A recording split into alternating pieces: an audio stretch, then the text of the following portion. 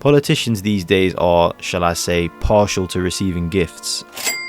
And you can get a good sense of why they do the things that they do from who's slipping money in their pockets. Lee Anderson is the Member of Parliament for Ashfield constituency in Nottinghamshire. The former Tory Deputy Chairman under Rishi Sunak, Anderson is now known for being Reform UK's first MP and Chief Whip after defecting from the Tories in March 2024 after being suspended for claiming Islamists had gotten hold of Sadiq Khan. Despite his association with right-wing politics, Anderson actually has his political roots in the Labour Party as well as a background working as a coal miner and for the Citizens Advice Bureau. He was suspended from Labour while a councillor after receiving a community protection notice by the council for using boulders to block the traveller community from setting up camp at a site, which he later doubled down on. This travelling community who were just thieves, vagabonds, and ruining my entire village, and I will do it. But to truly knoweth the man, follow the money. Well, there you go. I want my country back.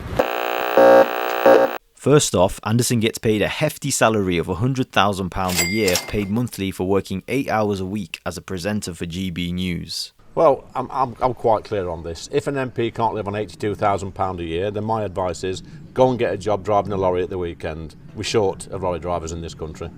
GB News was co-founded by Sir Paul Roderick Lucas Marshall, a hedge fund manager and media mogul. He co-founded and chairs Marshall Wace, one of Europe's biggest hedge fund groups, which he started with $50 million, half of which was given by none other than George Soros.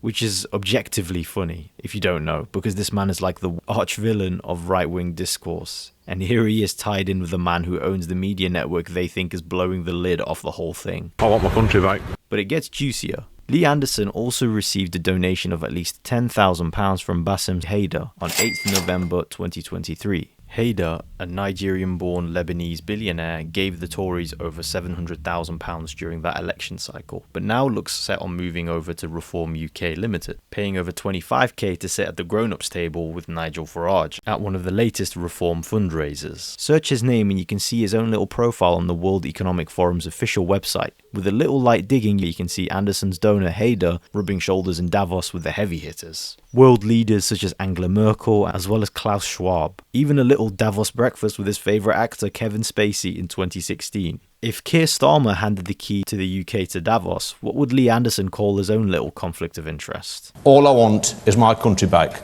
There are some other funny little gems. While Keir Starmer has been ploughed with gifts, Lee Anderson's also had a few of his own. For a hospitality ticket for Forest vs United valued at £630. Every accusation a confession? Also, we can't talk about Lee Anderson and money without talking about 30p Lee. Go, go, go, go. What's that? Well, Lee is a food poverty denier. He thinks that food banks are unnecessary and that people are only using them because Brits don't know how to cook and don't know how to budget. We show them how to cook cheap and nutritious meals on a budget. We can make a meal for about 30 pence a day. There's not this massive use for food banks in this country. The absolute disconnect, this so-called man of the people who constantly harks on about the real world. Welcome to Lee Anderson's Real World. 30p. This is the language of a man who resents the working class. It's like something out of a Charles Dickens novel. We're more interested in talking about Palestine than talking about poverty in Ashfield. These are the... What kind of absolute scran are you making for 30p? For your kids? There you go. I want my country back. Next up on Lee's rap sheet is an all-expenses-paid trip to Israel as part of the Conservative Friends of Israel. Air travel, accommodation and hospitality logged down with an estimated probable value of £3,300 on the 3rd to the 8th of April 2022. That's a lot of money for a 5-day fact-finding trip. What business does an MP for a town in Nottinghamshire have there, I wonder? And this is from a man regularly seen deriding people protesting, bemoaning Palestine flag waving and claiming Islamists having compromised and controlled politicians in this country. Projections onto Big Ben from the river to the sea, we've seen it time and time again now, and it's disgusting, it's hateful, it's inciting hatred. Of course, there is absolutely no proof so-called Islamists have gotten hold of anyone in the UK, but there are plenty of Zionists that have, openly and with free reign. I also think it's funny that this man, who constantly harks on about having worked in the pits, is now representing the biggest Thatcherites in the land. Sellout doesn't even begin to describe it.